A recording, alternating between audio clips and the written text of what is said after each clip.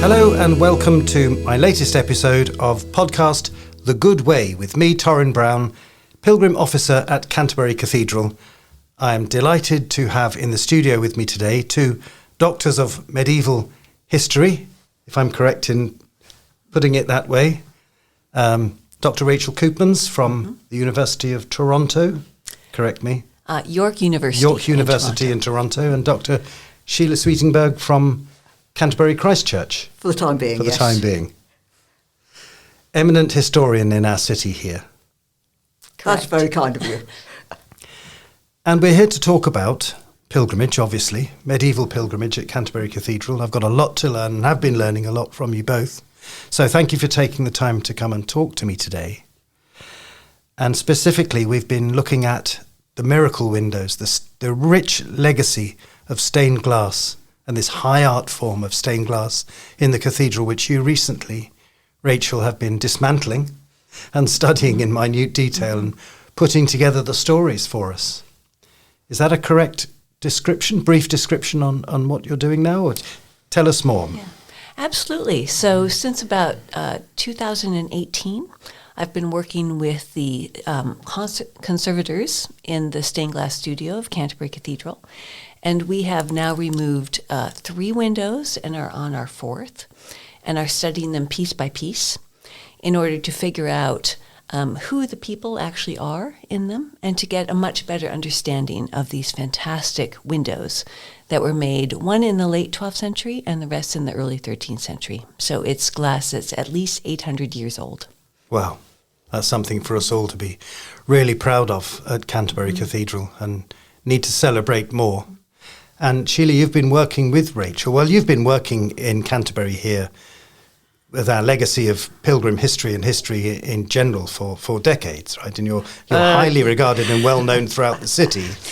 Yes, and I'm interested in pilgrimage in relation to the start of the cult, and it's sort of early decades, shall we say. But I'm also interested in how it continued, particularly after the Black Death, and that the century of particularly the 15th century and into the early 16th century, where there were still major problems in relation to the 4 horsemen of the apocalypse, so famine, plague, war, death, were still very much part of people's daily lives in that sense. So although we haven't got miracle stories from that period, bar 1 or 2, and they really are 1 or 2, that the concept of pilgrimage remained relevant to society. And obviously, in a sense, continues from then on. And even just thinking about Rachel's ones, if we're thinking about the late 12th and sort of early 13th, there's a gap between the two where things were very difficult for the monks, partly in relation to the crown, but also in relation to their new archbishop. So that even at that early stage, the glaziers were thinking about how their windows could be not only a celebration of pilgrimage at that particular point, but over the decades, over the centuries, over the millennia. So in a sense, that idea of continuity was built into those windows in the glazier's mind, I think, from that very, very early start. Yeah, and still playing out today. Yes, absolutely. So it's built for almost eternal, for every epoch, for every era. Yeah, but I think it was part of their mindset. And I think, which is something that Rachel is really bringing out in relation to how she's studying and looking at that glass, not only in terms of the medieval glass, but also what has happened to it over the centuries. But in relation to the pilgrimage, should we say, narratives, how those will resonate in the late 12th, but equally would resonate in the 15th, or would resonate in the 19th century, or the 21st century. The 21st century, so, yes. Yeah, so it's an ongoing process from that perspective, which they could undersee. That's very interesting. That mindset, as you put it, was that it wasn't just a project for the here and now or to celebrate something that was happening in their time. They knew what they were doing, and they were translating these stories and creating these things so it could speak to people on the same level. Ordinary people coming to the cathedral with the same dreams and hopes and aspirations and prayers and problems, everyday problems that we all have, the vicissitudes of life. And they knew it. They were looking forward to that and had that sense of reaching out and communicating with future populations. That's an incredible thought. Yes. But that was the medieval mindset, do you think, generally? They had much wider vision. This was pre-Enlightenment. They were more right hemisphere thinkers than the reductionists of the Enlightenment period. Well, if you think about it, they're thinking about time as cyclical. They're not thinking of it as linear as we sort of do today. So when they weren't thinking about, in a sense, progress in the sense that we think about it in incremental steps. They were thinking about how things go round and come round again. And if you think about time in that way, then you're going to be much more open to the idea that what matters in the late 12th century will matter in the 14th century, will matter in the 16th century, will matter. I mean, they don't know that the Reformation is going to come, but that the material is there, and it's not passive, but it's inclusive and open to those who come to it. So it's not quite the death of the author, but it has that slight resonance to it that your different pilgrim audiences can come to that and take what they want from it. So it's a much more open way of going about things. Yes, I remember reading Victor and Edith Turner, the anthropologists, were talking about as you move along in pilgrimage towards the shrine, let's say from the rural areas, you're suddenly encircled by these structures of meaning, these sacred sites, and the structures of meaning in churches and the art that's contained within, in statues and depictions and paintings, where you will see a saint in his moment of crisis, whether it's Christ on the cross, not a saint, but the founder of the religion, or, say, Thomas about being cut down, or in Spain, this very visceral, bloody almost images of saints being killed, martyred at the time, or flayed, or I saw some terrible images in Spain that were, and so when you enter in this vulnerable state of a pilgrim, in your sense of vulnerable emotional vulnerability, and you see the depiction of the saint in their moment of suffering, there's that bond that you can relate to, that immediately accessible form that you can relate to, that may help you on your journey. Well, and I also think that we all tell stories about ourselves. And the way I got into the stained glass was actually thinking about miracle stories themselves. So I'm a historian rather than an art historian. And my first book was about these hundreds of stories that we have written down from the High Middle Ages, so from the 11th, 12th, and 13th centuries. And what really struck me is that what we have recorded there are personal stories. They're stories about people who asked a saint for help. And I just think we all tell these stories about ourselves all the time. And I felt this real sense of connection with the people in these very lengthy texts, all in Latin. And I've now translated one into English so that people can read it. The first one that was written about Thomas Becket with over 275 stories. And you get all of these ordinary people. So you get men and women and children who are telling these stories about themselves and telling stories in which then the saint intervenes and gives them a happy outcome for whatever was troubling them, whatever was a problem. And then some of those then get translated into the wonderful stained glass around Becket Shrine. And so when I look at that glass and when I read these stories, I feel this real connection with them because I know I too tell stories about myself. I might not tell a story in which I think Thomas Becket intervenes for me, but certainly sometimes it does seem like a miracle that I get to be here in Canterbury and work on this stained glass. So I think that we can really feel that connection with these medieval people because they tell stories about themselves and we tell stories about themselves. Mm-hmm. About ourselves, I should say, not about themselves. Yes. And with a wonderful parallel to exactly as you were saying, it's the continuing tradition of what we see today. People coming for all sorts of reasons. I hear daily from pilgrims about why they're walking pilgrims, the motivation. And maybe while they're not coming hoping for some physical cure, and maybe there's nothing really wrong with them physically, health-wise, everyone's looking for healing because they're looking for meaning in life. They're looking for personal change. There is a question that they're trying to find the answer for or to solve, and that's a process of healing in itself, in a way, looking for peace. Yeah, I completely agree. And I think that when you read the medieval narratives and when you look at that stained glass, you really get the sense that every person had a story. Not all of them got recorded, and certainly not all of them got into the stained glass, but just as we all today have our own personal stories, they did then.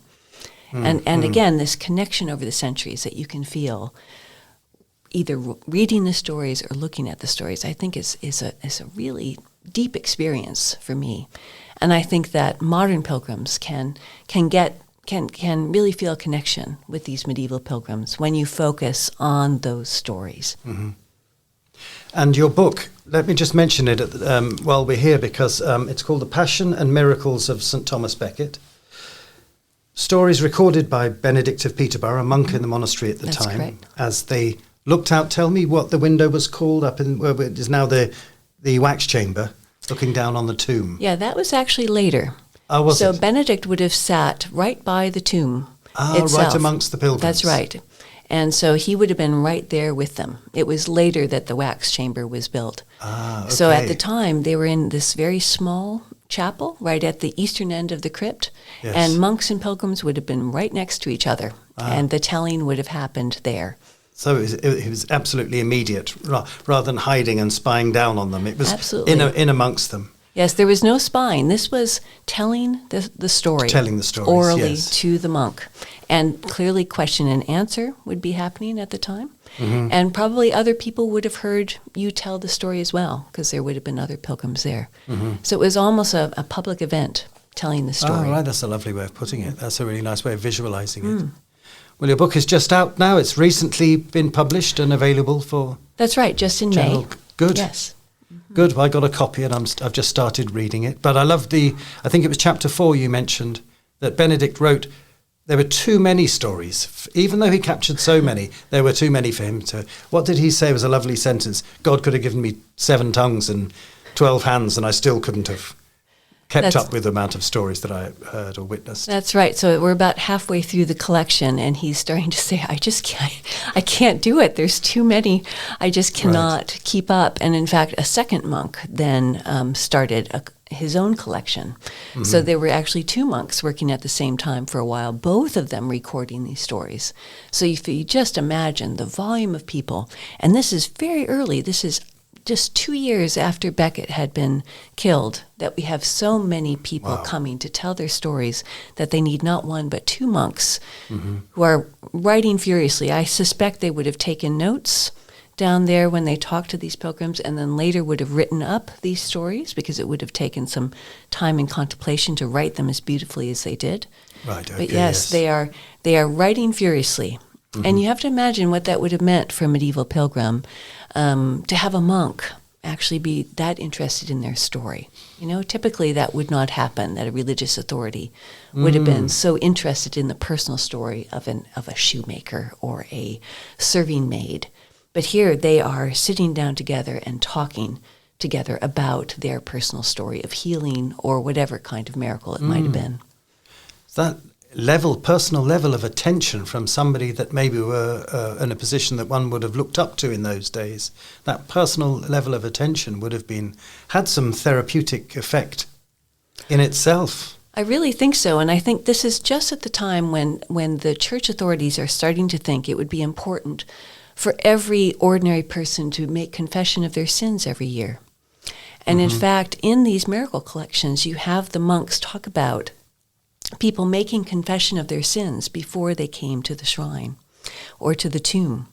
And so I think that these things are actually in parallel, that the church authorities are starting to think people really should confess their sins to a priest, to a religious authority. And I think that all of the attention to people's miracle stories is actually pushing that is causal, that then you get priests thinking and even the Pope saying every single person needs to make confession of their sins once a year. That happened in 1215. So that's happening about 40 years after we have all of these stories being recorded. Right.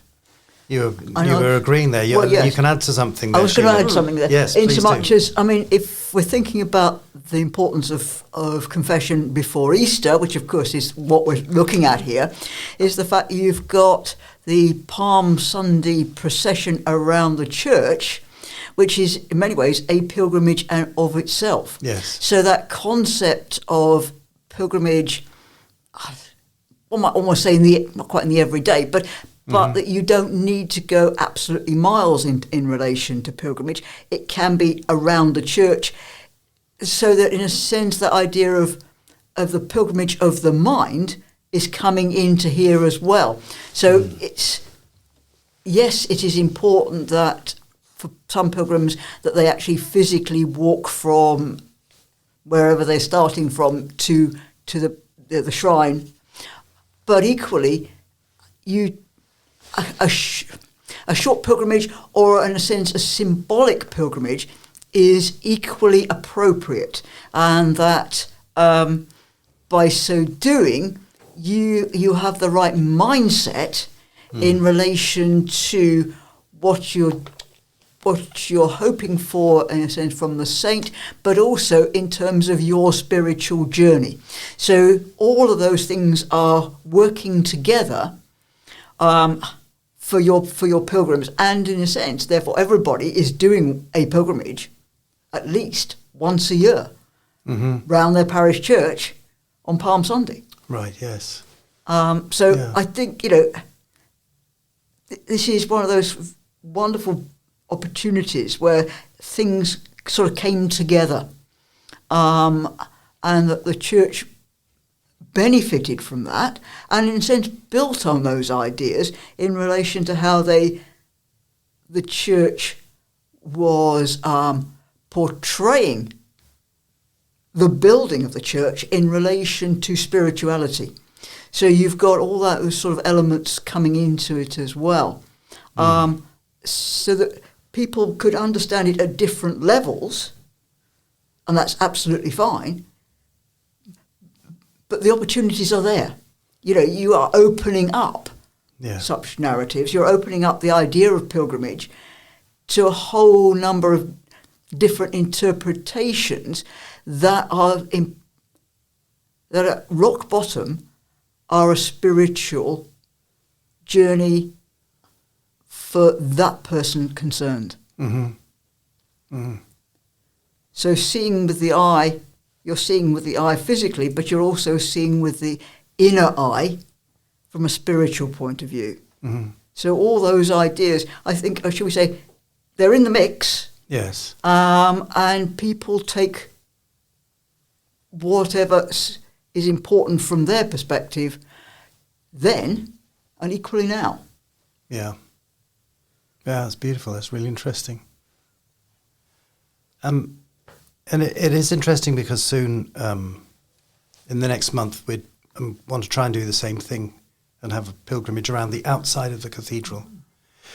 Purely for that point, which I made some notes there. Thank you for these beautiful little sound bites. The pilgrimage of the mind is very important, because going to these points that I've identified around the cathedral will just be before going into evening prayer.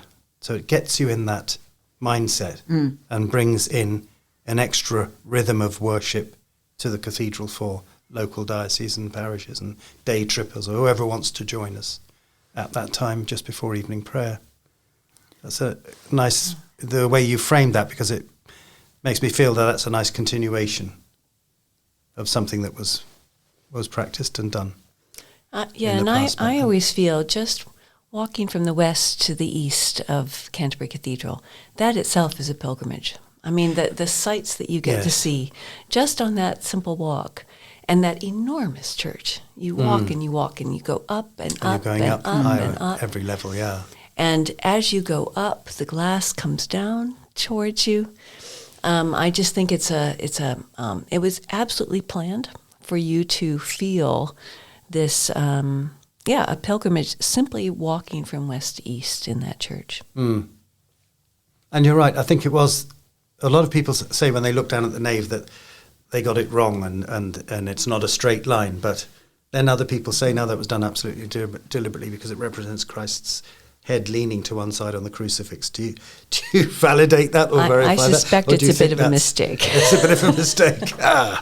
Dang. There's me championing the precision, the scientific and architectural precision of these people who do everything with meaning. Well, yes, but that doesn't mean to say the meaning isn't there. The fact that it was a slight mistake, it means that it provided the opportunity to give that symbolic dimension to the building, which is what you're looking for. Yes. So the fact it's accidental rather than planned is absolutely immaterial. Right. The important thing is it's there. Yes. And the fact, so you've got your 4 levels of meaning, which is what you're looking for, and that's the basic 4 levels of meaning, from a medieval spiritual point of view, and you can then build on that beyond other ideas as well. So I think, absolutely fine. Nobody would have any qualms about it whatsoever. I'm not sure about that, Sheila. I think the architects wanted to get it right, but then certainly you can layer in what you want with these, and certainly the cathedral is now full of all kinds of myths that actually mean a lot to people. But a historian might say, kind of like you just said, Benedict was looking down from the wax chamber. I've heard that so many times. Clearly, people love that idea. It has no historical accuracy at all. That did not exist at that time. But people love that story. And so I find that quite an interesting aspect of how the cathedral works today. That there are many stories that a historian might say, I'm not too happy with that story. But that doesn't mean that they don't have meaning and function in their own ways today. So it's interesting how the building almost seems to generate its own stories. It's such a special, incredible place. And we have so many wonderful tour guides and volunteers who tell its stories.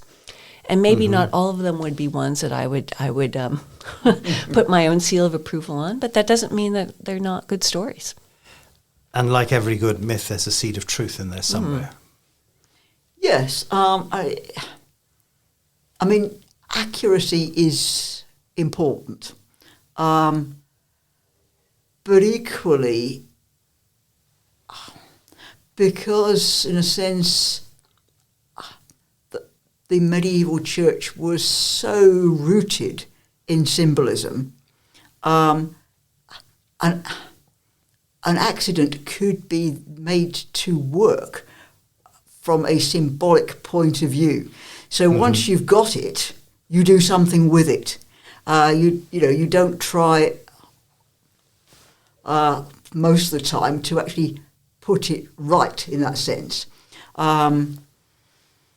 And just as with advertising, in a sense, the simpler the idea, the more effective that advertising effectively is. Because you're either seeking to give people the idea that they should do something, or you're reinforcing that they made the right decision to do whatever it was. Yes. So in a sense, from a spiritual point of view, it opens up a lot of opportunities for your monks who were, in a sense, looking after the shrine to talk to pilgrims when they came in about the meanings in relation to the glass from that perspective. But equally, there's an understanding that the pilgrims may take away some different ideas than the monks were actually trying to provide them with. So this, should we say, without calling it a distortion, has in a sense been happening for centuries. Yeah. And we see it in the prologue to the Tale of Berin in the 15th century, when which is a continuation of Chaucer's Canterbury Tales. Oh, yeah. And the pardoner, all the Canterbury pilgrims arrive in Canterbury, immediately go to the Chequer of Hope, sign themselves in, and then head to the cathedral.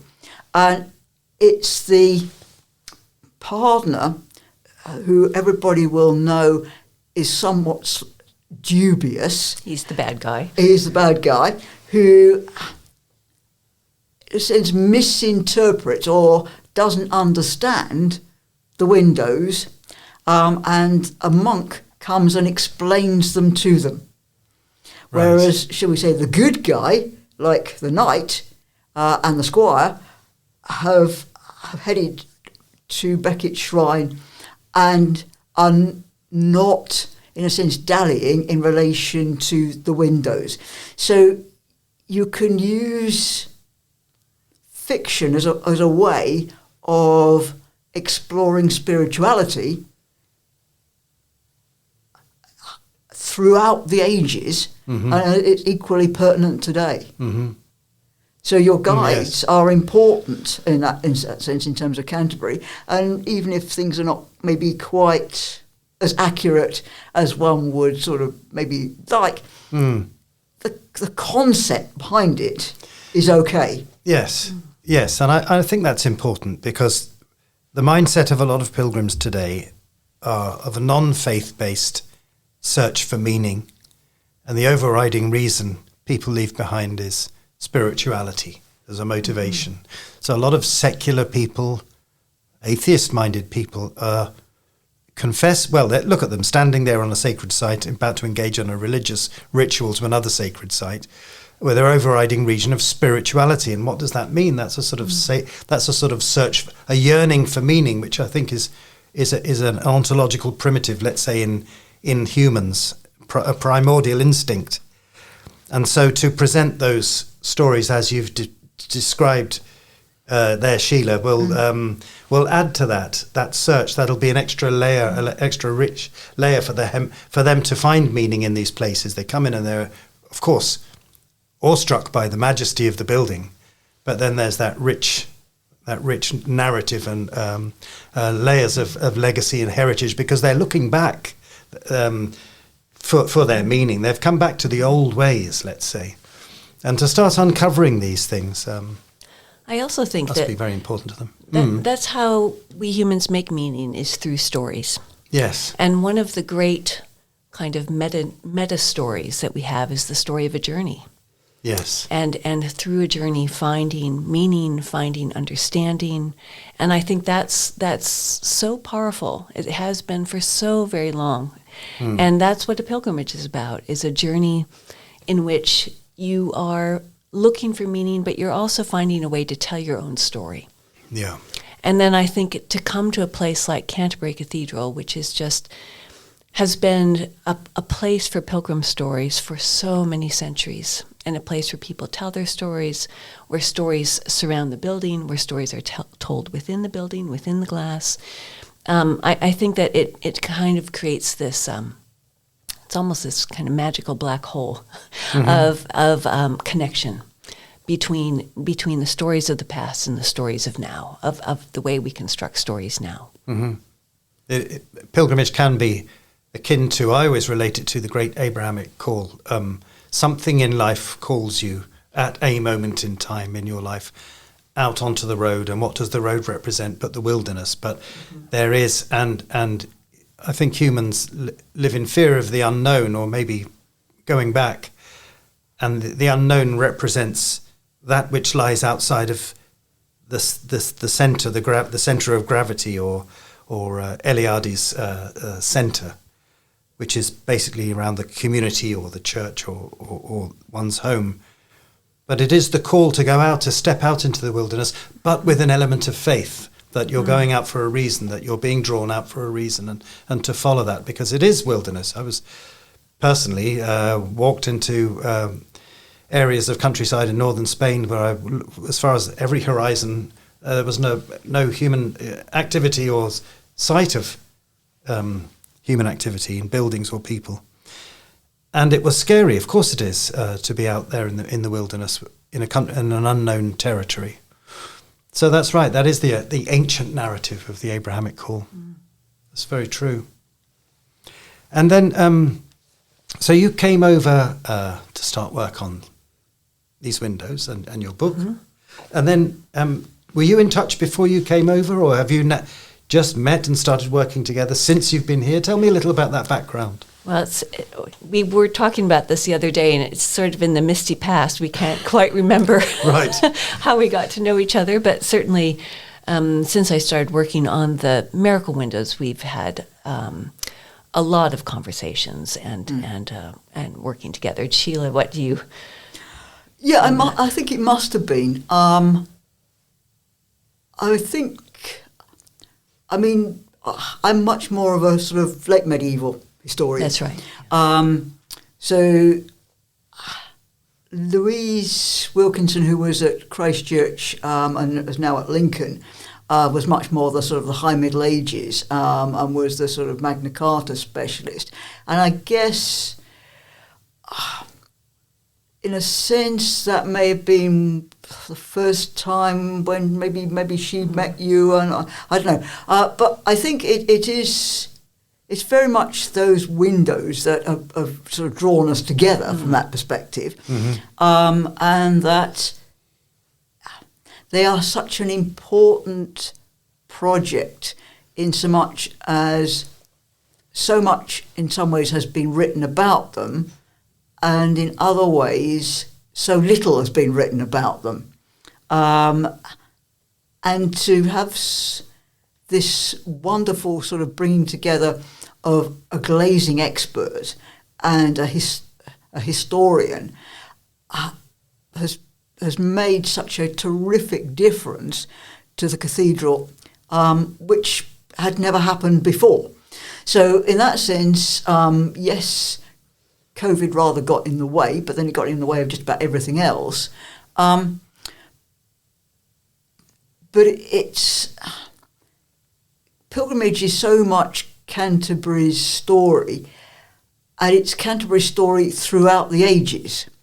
Having just sort of written something on what is lovingly called the Becket Mazer, you take an object and look at that through the centuries, and by so doing you can draw the idea of pilgrimage and pilgrims to it, and give it meaning for its different, should we say, its lives or its biography over time.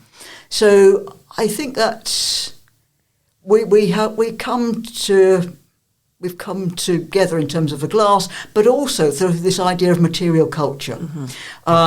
People and material culture, that interaction between people and things. And again, it's not just a single person.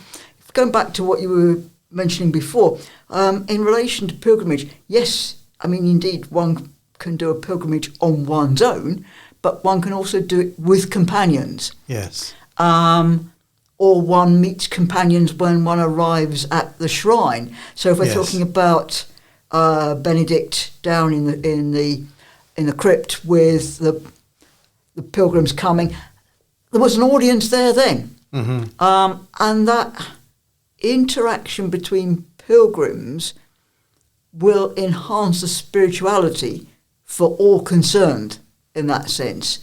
So, yes, the material culture is a good starting point, but you need the human intervention to make it meaningful from that perspective. Yeah. And if I could just say that Yes. the miracle windows are really an unsung treasure of Canterbury Cathedral and indeed of British medieval survival. I mean, they are just amazing. This is top quality early 13th century stained glass. It is absolutely the equal of anything at Chartres or Notre Dame or these other famous French cathedrals. And what's so wonderful about our miracle windows here at Canterbury is that they show ordinary people, which is very unusual for stained glass. Usually you get images of biblical stories or of kings or of the doings of saints during their lifetimes. But what we have here we have Etheldred of Canterbury, who has fevers, Henry of Fordidge, who has a terrible mental illness. We have Jordan Fitz-Asulf, who has a very ill son. We have, who else? Mary of Rouen, who has epilepsy. We have little Robert of Rochester, who fell into a river. So we have all these incredible, ordinary people who are showing up, and their lives are shown in this stained glass. Very unusual. And the way that the ability of these 13th century glaziers to show human emotion and the drama of these stories is just incredible. Some of the postures that they show these people in their postures of grief or astonishment are just amazing. And so you really can feel this connection. Looking at this stained glass and thinking, wow, these are ordinary people, but we know their names, we know their stories, and here they are in this top-notch, very expensive art form of the Middle Ages that was put there for pilgrims to see. That was very much, I like to think of them as kind of billboards on a motorway. So we have this, around the shrine, we have this great walkway around Becket Shrine, and around that are arrayed these miracle windows. So as a pilgrim, you're meant to see these and to connect yourself with pilgrims of the past. And I think they still function like that today. Sort of developing that in a sense. I Yes. mean, it's great. The fact that, you can do that in 2 panels, that they are so cleverly composed to show movement, to show emotion, to show the physical place of where people are coming from to where they're going to, whether they're going through a street, whether they're leaving a city, whether they're actually coming into where the tomb shrine is. So that idea of movement and emotion is so clever that this is absolutely the equivalent of top-notch sort of comic strip, but just in 2 panels. Yes. I mean, it's absolutely amazing. But that level of detail, the average person coming in to look at the windows, like me, would look at them and in all their glory and be fascinating. But I wouldn't read that. I wouldn't read that detail unless it's explained to me by you, which you did this morning, of the man on horseback leaving the city of Canterbury, and the image of a bit of green on the edge of the panel, which represented the tree, represents the countryside. Well, an average person like me just would not be able to translate that. So it's Which is what this whole project is about. Yes. Is that we want to understand this glass better, but we don't want to keep that in sort of an academic, sealed world. We want everybody to be able to look at this glass and understand it better. And I often think it's almost because there's so much of it. If we only had a couple panels remaining, or if we only had 2 or 3 stories, everybody would know about this. But since we have dozens of stories, it's almost overwhelming. It's almost over. Yes, I can see that. Yes, it's almost too much. It is, but thank goodness we do have all that remains, because now we have so many different stories. I think they can speak to people on different levels. Well, I think with the amount of stained glass we have, which you'll obviously be taking apart and looking into in great detail, and you were talking about the other stories that you've only touched on a small amount, well, not a small amount, but one section of storytelling, because then the second monk was brought in. So there's more work for you to do down the line, or but then by all of that translation and all of the stained glass and the understanding of it would give us such a greater holistic view of life at that time, thinking of the time and the general picture of pilgrimage at the time, rather than if it was only based down to 2 or 3 pieces, and then you could draw from that what you will, but a lot of that is going to be left to the imagination. This will give you a much broader picture, won't it? Absolutely. And I think, the profusion and the sheer number and variety of miracles on display around Becket Shrine was meant to overwhelm. That was the whole point, was for you to be like, I cannot believe how many miracles Becket performed. I cannot believe how many people have been here and have felt his healing. So there was, I'm grateful we have as much as we do, because it still gives this sense of overwhelm. And I think that's exactly what they were meant to do. What it was intended for in the first place, yes, not just the odd anecdotal story here and there. That's right. Something was happening here. Something broke through the membrane between the profane and the sacred, and something was happening in this space. And it's really important to remember that Canterbury was the premier pilgrimage site in Britain. Yes, without really a second runner-up. So Canterbury was where people came to from across Europe, but also in Britain. Thomas Becket was the number one saint. And so Canterbury has always been, and again, I think that the glass was meant to also give you that impression as well, that, wow, this is the spot. This is the spot for pilgrims, has been for centuries and centuries and centuries, and now I'm a part of that tradition as well. Having come to this cathedral, having seen Becket Shrine and having seen the windows. And that shrine is gone, but the windows are still there. And so you can still participate in that incredibly long tradition of pilgrimage to this day by looking at that. That's quite an interesting point, because the shrine would have been so covered in jewels and great fabulous riches, and probably been chained off to limit access or to control access to it. And maybe that was the thing that an ordinary person might look at and yet feel a certain level of detachment, because it's all jewels on a royal level, let's say. But the windows were more personal, were something that they could connect to, rather than the riches of the shrine.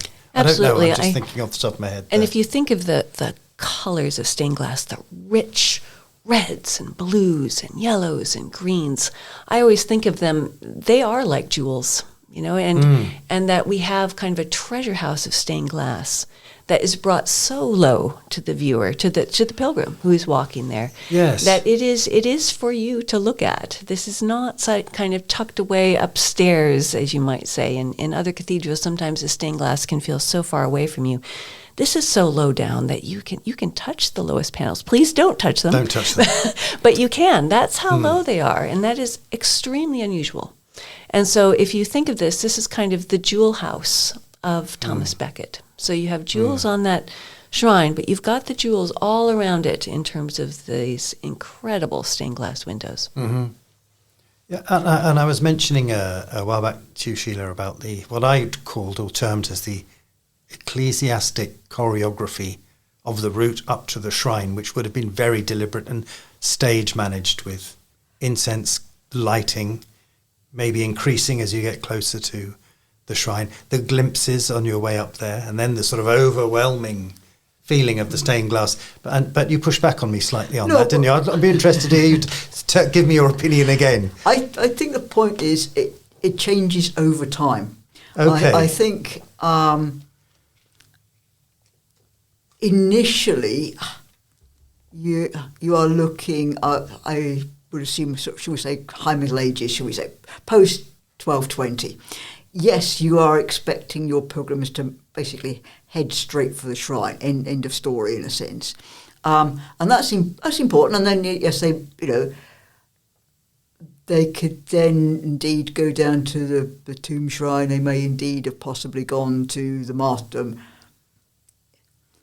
But I think at a later stage, in the sort of late Middle Ages, that it's more, the potential for stage managing is more in place. Right. So but I think that's coming from the monks in terms of Christchurch Priory. Okay. I think, you don't go to all the trouble of building a tunnel from south to north to get your pilgrims to the martyrdom unless there's a very good reason for it, which is exactly what you're doing. And it's also at the time when you possibly have decided you're going to have it, but a new Lady Chapel, which is going to be absolute state of the art, right just to the east of the martyrdom. Yes. You've got your way down to the tomb shrine. You've got your ambulatory round back onto the south side, and you can then take your pilgrims up to the corona and the shrine. So whether your pilgrims all wanted to do that is another matter entirely. But I think that all you needed was quite a burly priory servant who was stationed by the tunnel, and you could indeed almost have a sort of a traffic warden to get people to follow that particular way through the cathedral, as a way of, in a sense, again, enhancing the idea of your walking through the cathedral as a pilgrimage. As a pilgrimage, yes. And you're then using more of the stairs. And if you're using more of the stairs, then you can use that idea of you're going up. Yes. But also the idea of maybe you've got more, the pilgrims will be more using on that south side on their knees. I mean, who knows? But without a TARDIS, we will never know. Yes. But the potential's there. And I think that's what you're looking for. You're looking for potential. And the fact that, by and large, your archbishops wish to be buried around the south ambulatory. Yes. Well, what were those archbishops looking for? They were looking for pilgrims to pass by their tombs. Mm-hmm. Well, you had for a very short time a cult in relation to Archbishop Winchelsea. Right. But you also, I think, although I will never be able to prove it, that the prior of the time was hoping that Archbishop Sudbury would make a very nice new martyred archbishop, and therefore a nice new place for a cult, minor cult, right, in relation to Becket. You're right, yes. Another nice dead archbishop in that sense was useful from that perspective.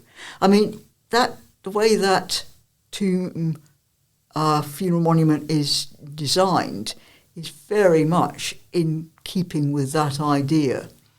So I think from that point of view, that idea of your pilgrims using all their senses was part of the pilgrimage experience. Yes. I mean, Rachel was talking about the fact that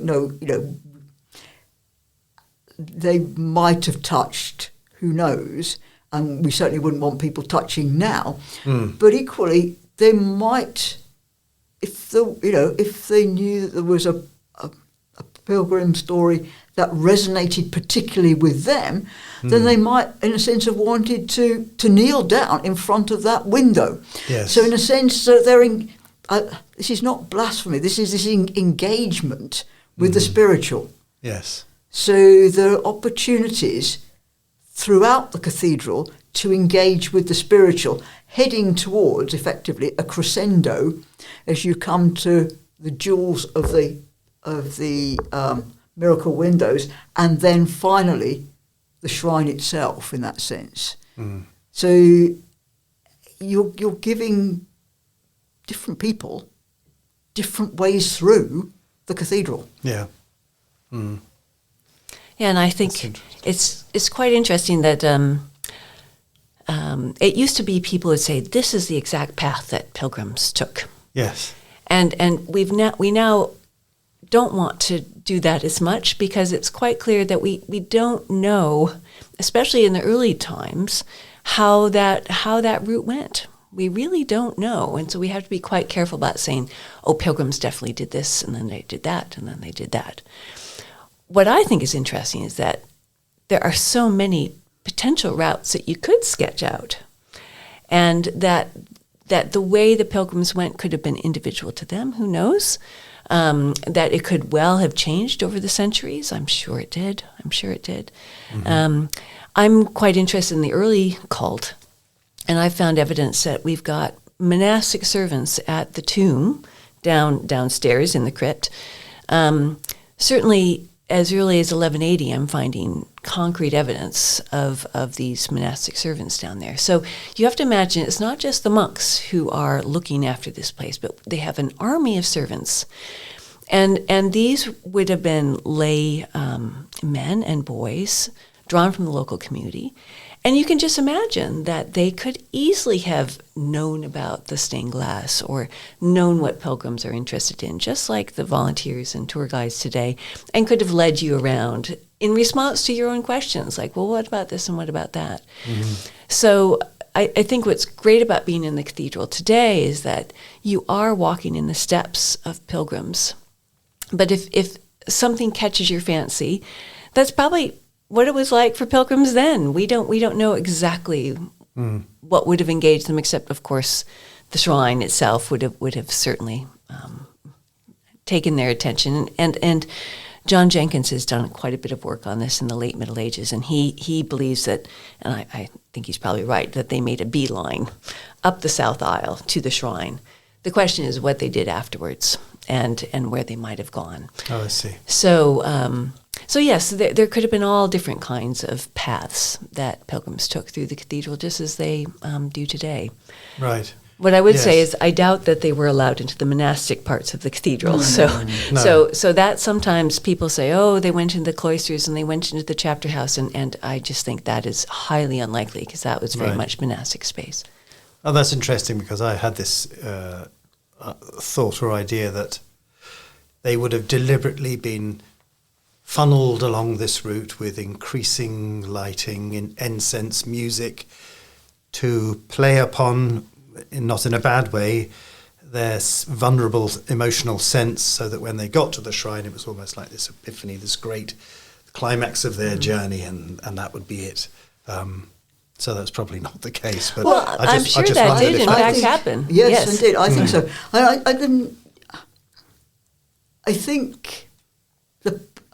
I think it was I would say increasingly stage managed is maybe unfair, but I think the opportunity to increasingly stage manage it was there. That was the point. Now,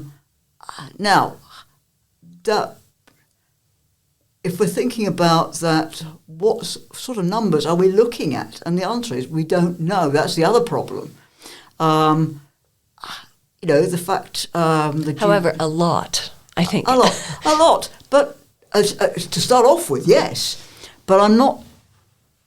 There are certain times when, yes, you have a lot again in the later Middle Ages, but other times when you're not having a lot. See, I don't know about that, Sheila. I think that there was always a good stream. And there were then sometimes when you had an extraordinary stream of pilgrims again. But sometimes I think people think, in the late Middle Ages the cult was dwindling. I'm not so sure about that. I think that a lot of that is dependent on kind of shrine accounting, and a lot of that we don't understand quite whether all the coins that were offered at a tomb or at the shrine were necessarily recorded, Oh no. And so I just think, I find the idea that this cult is kind of decreasing in the late Middle Ages. I don't know, given how hard they worked to stamp it out, it really suggests that it was still a very powerful cultural force. Yes, but equally, you are getting the fact that, should we say, the city and the cathedral are working together to enhance it. So, in that sense, there is something to do to enhance. But your population has indeed declined considerably. So in a sense, just total numbers are going to be more problematic. But in terms of percentage of the population, I think that, should we say, in 1450, so just after the Black Death, we are probably, as a percentage of the population, probably a greater percentage came to Becket Shrine at that point compared to its maybe anything apart from maybe 1220 in that sense. But this doesn't mean to say that the monks are not are still sort of interested in trying to enhance it, make it greater, and if we're thinking about that, I think they're at times looking for particular times in the year when they can really push the cult from that perspective. So it's a pull and a push situation from that point of view. But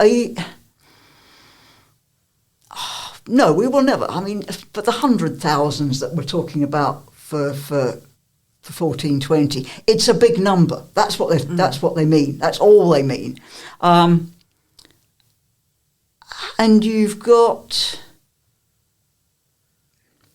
and the fact that they are, in a sense, pushing towards the importance of the translation. I think that is the sort of the key time in terms of the year in relation to pilgrimage. Which is on July 7th. Indeed it is, absolutely. And it was the translation that was a result of the overwhelming numbers going. That was the motivation to translate the relics. Were the overwhelming numbers going down to the tomb? I mean, there are no documentary breadcrumbs that could give us an idea of, not hour by hour or day by day, but month by month, maybe numbers of pilgrims coming. I think that's... We still find it difficult to, even now, find out how many pilgrims come to the cathedral on an annual basis. Right, and maybe quantification is not as important either to... Maybe it's not, but we know that in Compostela it's thousands a day and nearly 500,000 a year, and people like to know those statistics. Yes, and yes, they ask how many pilgrims we get at Canterbury, and I find it very difficult because we just don't have any way of truly knowing. Well, I'm starting to try and change that, but up till now, nobody knows. Yeah. I mean, I would say that, I translated this miracle collection of some 275 stories, and he says there's so many more that I did not write. And that is within 2 to 2.5 years. Right. And then there are many more in William's collection. So again, there are 2 collections. So just in a couple of years, we have recorded stories in the hundreds. Mm-hmm. So you have to think, just how many more people would have been coming. I just think sometimes we don't respect the volume of pilgrimage in the medieval period. Mm-hmm. And we, I think when you have Chaucer saying something like, so he's writing again in the late 14th century, and he says, well, it's springtime, this is the time we all go on pilgrimage.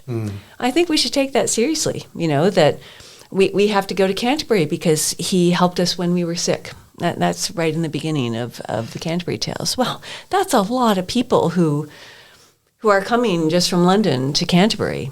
Yeah. And I think that proves to this day, when the data that I've been collecting for the past 4 years, April is the month. It shows on the bar in my pie chart. So Chaucer was a great predictor. Yes, and I think this is really interesting work that you're doing, Torrin, to kind of get a better sense of what exactly is happening with pilgrimage to Canterbury now. I mean, I think we know more about medieval pilgrimage than we do about today's pilgrimage. So I think it's wonderful that you are... that you have a position now at the cathedral where there is somebody who's actually, closely paying attention to what is happening and is welcoming the pilgrims that come. I think that is so critical. Yeah, I'm trying to gather as much data as possible and have been for the past 3 years. And it's good to see, and I'm trying to create a network maybe between other cathedrals to do the same. But that will just benefit anyone. Pilgrimage is, as we all know, it's self-evident. There's a big resurgence happening at the moment. So to understand why that's happening and why people are looking back to these old ways, all of a sudden in this post-COVID and climate-sensitive era, there's a lot of motivations there. But to get a bit of bigger picture from maybe even an anthropological point of view, and a greater understanding, I think, is worthwhile. Yeah, I think. Sorry, but I think it's good to draw in should we say, the city as well. I mean, Canterbury as a city. So in a sense, cathedral and city are working together with this, just as they were doing in 1520, just as they were doing when the city restarted or started for the first time. It's Thomas Becket pageant, if these big sort of institutions, for want of a better word, come together, then it provides a much greater opportunity for pilgrims, but also for the interaction between local people and the pilgrims. That it's not just a one-way process from that perspective. Yes. Yeah, that's a very important part of pilgrimages. I've said it before. It is a confrontation with nature and with your spiritual path and with the communities that have built up along the pathway as well.